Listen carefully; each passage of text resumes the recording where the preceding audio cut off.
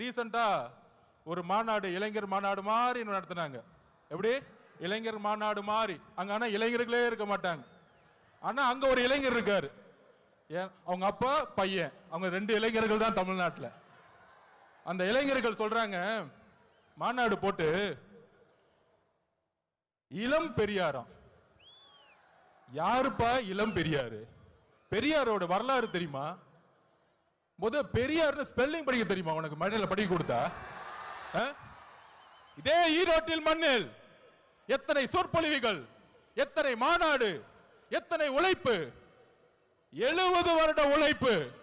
அந்த 70 வருட உழைப்பை சிதைக்கிற மாதிரி இளம் பெரியார்னு சொல்றீங்களே உங்க மகனுக்கு, இதுவா ஆட்சி? திராவிட கழகம் என்ன செய்து கொண்டிட்டு இருக்கிறது? பெரியாரை அவமானப்படுத்தும் பொழுது இதே உங்க மகன் 5 வருஷத்துக்கு முன்னாடி சினிமால சமூக நீதினா என்னன்னு கொஸ்டின் கேட்டார். சமூக நீதி தெரியாதவர் இளம் பெரியாராம். யாருங்க இங்க இளம் பெரியார்? மக்கள் கிட்ட நம்ம கேட்கிறோம், யார் இங்க இளம் பெரியார்? நீங்க சொல்லுங்க, யார் இங்க இளம் பெரியார்? பெரியார் அவர்களுக்கு முன்னே ஒரு தலைவர் இன்னும் உருவாகவில்லை, எதிர்காலத்திலும் உருவாக்கப்பட முடியாது.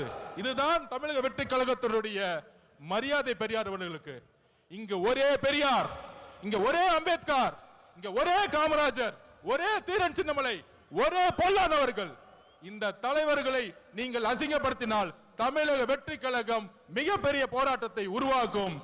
2026 எழுதி வச்சுக்கோங்க, 2026, 31, 36 போயிட்டே இருப்போம். தெளிவா இருக்கு, மக்கள் முடிவு பண்ணிட்டாங்க. உங்களுடைய சூதுனால மிகப்பெரிய இழப்புக்கு அப்புறம் தலைவர் அவர்களை மக்கள்கிட்ட இருந்து பிரிக்க பார்த்தீங்க. ஆனால் இங்க இருக்கிற கூட்டம், இங்க இருக்கக்கூடிய மக்கள் சக்தி, இங்க இருக்கக்கூடிய பெண்கள் சக்தி எந்த அளவிற்கு தலைவர் மீது நம்பிக்கையும் அன்பையும் வச்சிருக்காங்க. இந்த கூட்டம் இல்ல, இந்த மக்கள் கூட்டத்துடைய எழுச்சி இந்த ஆட்சியாளர்களை துரத்தக்கூடிய ஒரு எலெக்ஷனா இருக்குங்கிறத பதிவு பண்ணுது.